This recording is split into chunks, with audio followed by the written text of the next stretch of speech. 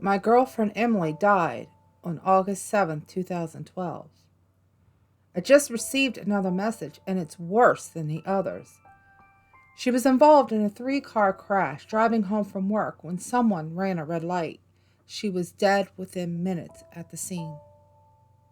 We had been dating for over 5 years at this point. She wasn't big on the idea of marriage. It felt archaic, and she said it gave her a weird vibe.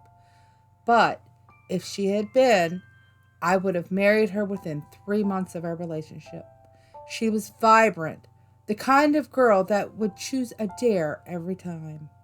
She was always happy when camping, but a total technophile too. She smelled like cinnamon. That being said, she wasn't perfect. She always said something along the lines of, "If I cark it first, don't just say good things about me. I've never liked that. If you don't pay me out, you're doing me a disservice. I've got so many flaws, and that's just another part of me." So, this is for M. The music she said she liked and the music she actually liked were very different. Her idea of affection was a side hug. She had really long toes, kind of like a chimpanzee. I know, that's tangential, but I don't feel right without you having an idea of what she was like. Em had been dead for approaching 13 months when she first messaged me. Hello? Who is this? It's really weird receiving messages from Emily's account. Okay, well, in the future, please send me messages from your account, even if you want to discuss her page. Hello? Susan, are you on Emily's account? This is when it began. I had left Emily's Facebook account activated so I could send her an occasional message, post on her wall, go through her pictures. It felt too final and too un-Emily to memorialize it. I share access with her mother, Susan, meaning her mother has her login password and has spent a total of 3 minutes on her account, or total on her computer. After a little confusion, I thought it was her. I had received confirmation from Susan that she hadn't been on M's profile since the week of her death. M knew a lot of people, so I thought it was one of her tech-savvy friends messing with me in the worst possible way. Hello? Let's hit up the trail this Sunday. Who the freak is this? The wheels on the bus? Please tell me who you are. Around February 2014, Emily started tagging herself in my photos. I would get notifications for them, but they'd normally be removed by the time I got to the picture. The first time I actually caught one, it felt like someone had punched me in the gut. She would tag herself in spaces where it was plausible for her to be, or where she usually hung out. I've got screenshots of 2, from April and June. These are the only ones I've been able to catch, so they're a little bit out of the timeline I'm trying to write out. Around this time, I also began to lose sleep. I was too angry to sleep.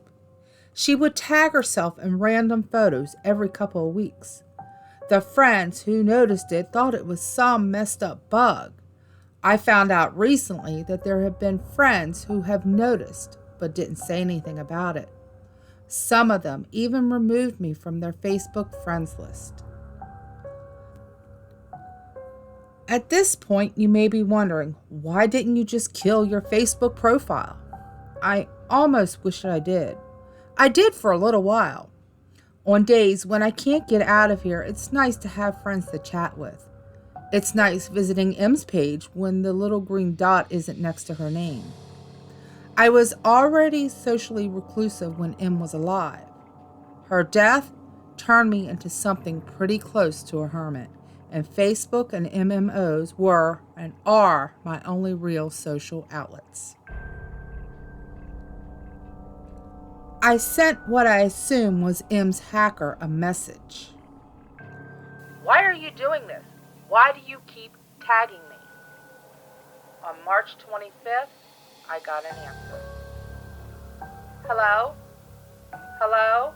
Hello? Hello? This is actually devastating. I don't know why you're enjoying doing this. OMG, cinnamon scented candle. Go to hell. Why are you doing this? It wasn't until a few months after going through these chats that I discovered that she was recycling my own words as well. My response seemed kind of lackluster here. I was intentionally providing her or him with an emotional bait. This is actually devastating to keep them interested in their game.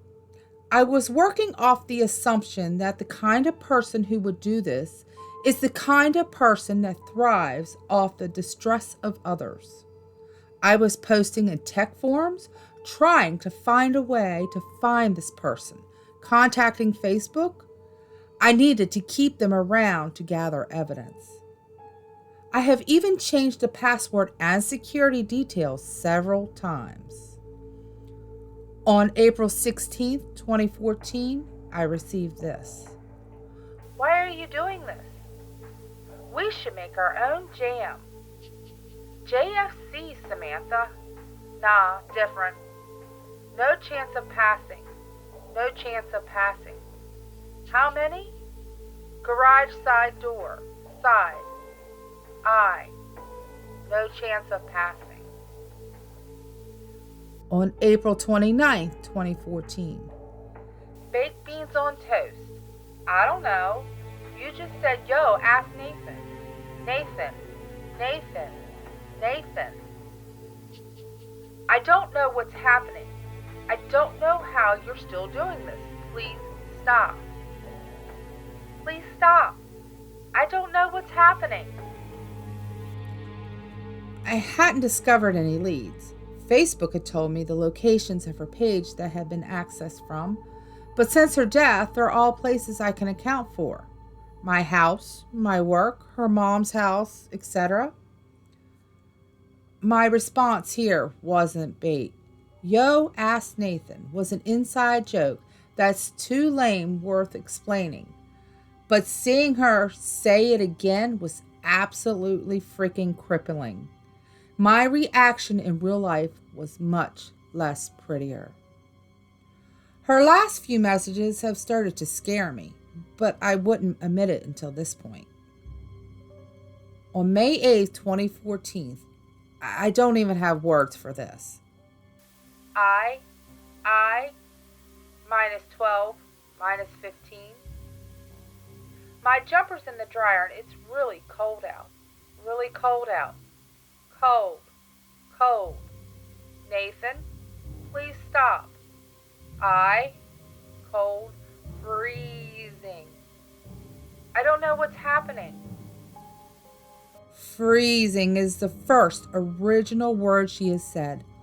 This has given me nightmares that just won't end. I keep dreaming that she's in an ice-cold car, frozen blue and gray. I'm standing outside the car door in the warmth, screaming for her to come out. She doesn't even realize I'm there. Sometimes her legs are outside with me.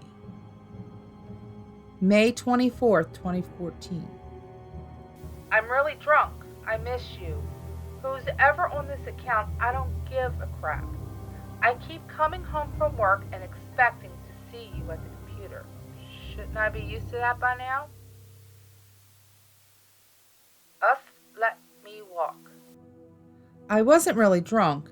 Em was an affectionate girl, and it always embarrassed her to exchange I love yous, cuddle, talk about how much we meant to each other. She was more comfortable with it when I was drunk. I pretended to be drunk a lot. Her reply is what prompted me to finally memorialize her page, thinking it might put an end to this. It might seem innocuous to her previous message. It's from an old conversation where I was trying to convince her to let me drive her home from a friend's house. In the collision, the dashboard crushed her. She was severed in a diagonal line from her right hip, midway down her left thigh. One of her legs was found tucked under the back seat. August 7th, 2012, going back in time. These are the messages I sent her the day she died. She was usually home by 4:30. This, alongside a couple of voicemails, is the last time I talked to her under the assumption she was still alive. You'll see why I'm showing you these soon. Gray Street somewhere. Hey, you on your way home? Emily? When you see this message, please ring me straight away. I rang and they said you left at 4. I'm starting to panic. I feel sick to my stomach. Please ring me. Emily? Emily, answer your phone. July 1st, 2014. I got these messages yesterday. Hey, you on your way home? Emily? When you see this message, please ring me straight away. Please stop. I rang and they said you left at 5. I'm starting to panic. Please stop. Cold. Emily? Emily? Answer your phone. I don't know what's happening. Cold. Freezing. I memorialized her page a few days after the messages about walking. Until today, she'd been quiet. She hadn't even been tagging herself in my photos. I don't know what to do anymore. Do I kill her profile? What if it is her? I feel like I want to puke.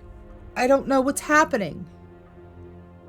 I just got a notification. I heard the alert sound. I'm just too afraid to swap windows to check it. I checked the alert. I heard it as I was compiling all this together. This was the message. Freezing. Freezing. That's my door. That's my computer. I got the message 3 hours ago, but I didn't want to check it until now. Now I'm legitimately scared. I have no idea who took this photo. I'm on my tablet in the garage. Zen for now. Going to drive to a friend's. Forgot to open the garage door in my panic, so building up the nerve to get out and do it now.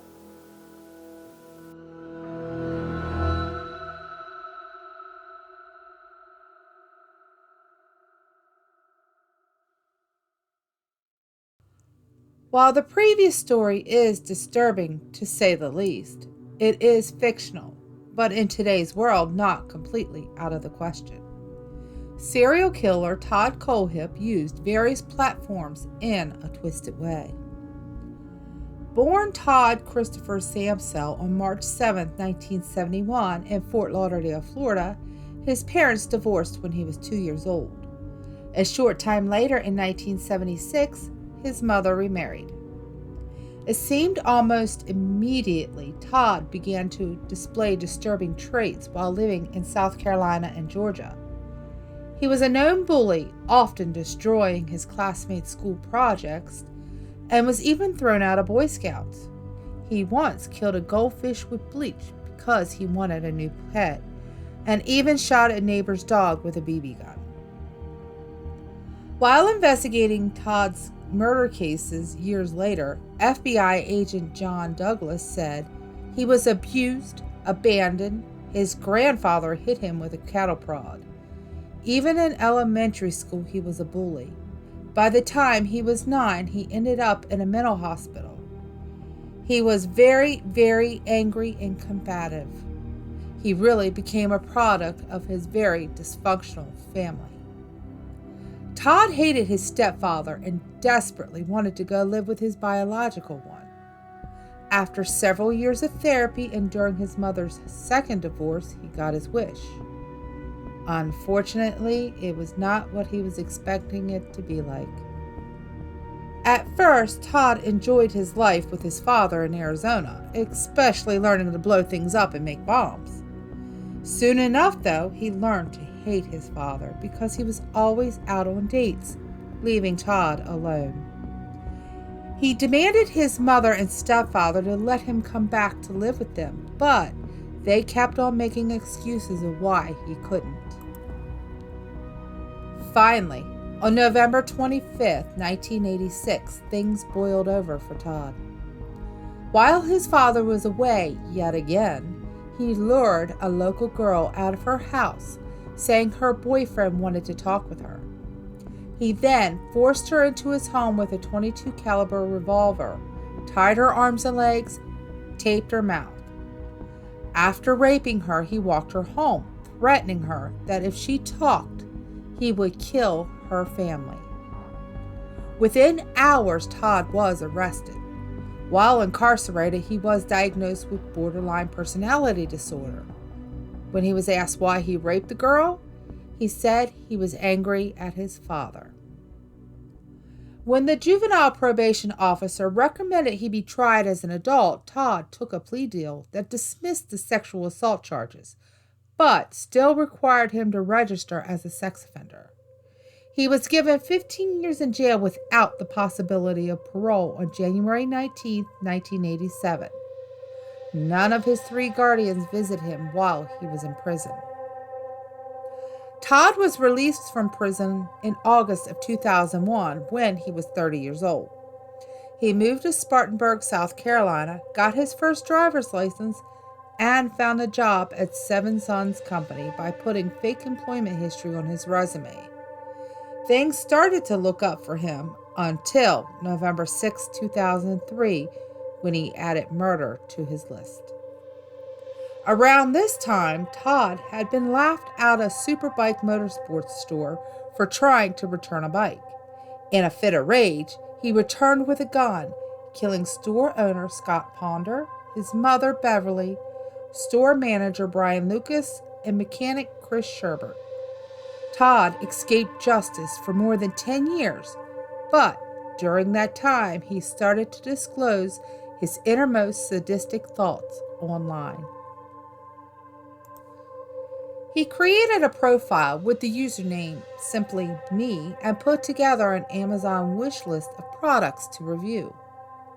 Between 2014 and 2016, he had left over 140 Amazon reviews for items such as knives, gun, tactical gear, books, and chainsaws. Todd would post things like, "Works excellent. Getting the neighbor to stand still while you chase him with it is hard enough without having an easy-to-use chainsaw." And, "Works great. Also, if someone talks back, go old school on them by putting it in a sock and beating them. They will not appreciate the hardened steel like you will."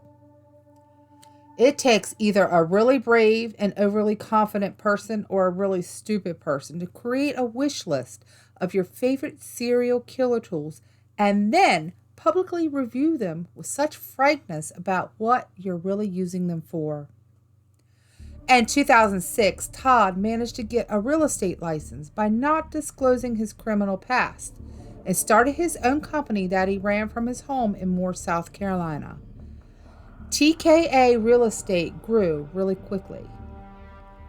Todd then bought 95 acres of land in Woodruff, South Carolina, which he enclosed with a chain link fence, all the while continuing to leave the chilling reviews on Amazon. In August 2016, his murderous rage returned.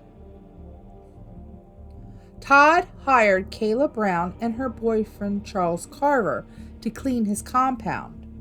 The couple was reported missing on August 31st to Spartanburg County Police when Charles's mother told them she hadn't heard from her son for several days. It was then discovered that both Charles and Kayla's cell phones had given off their last ping somewhere in the area of Todd's home.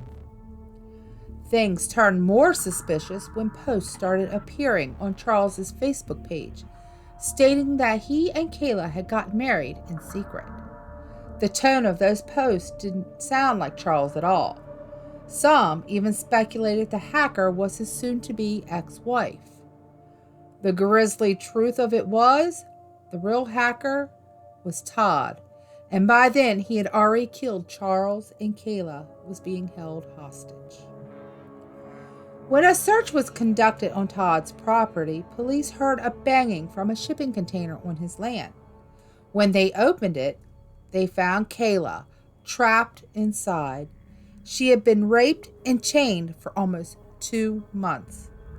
Kayla later testified that Todd had shot her boyfriend in front of her just before chaining her up. While under arrest, Todd told authorities where 2 more bodies were on his land. They were identified as Johnny Joe Coxey and Megan Lee McCraw Coxey. The couple had been missing since 2015 and had also been hired by Todd to clean his home. Both had been shot.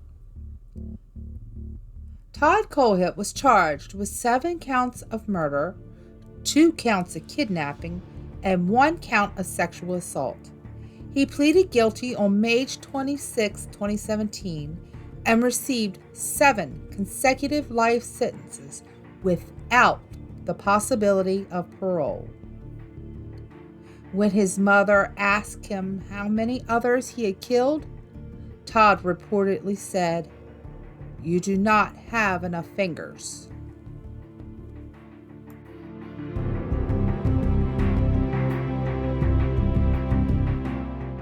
We want to give a special shout out to our member, Jen Cemeteries and Spirits. Thank you.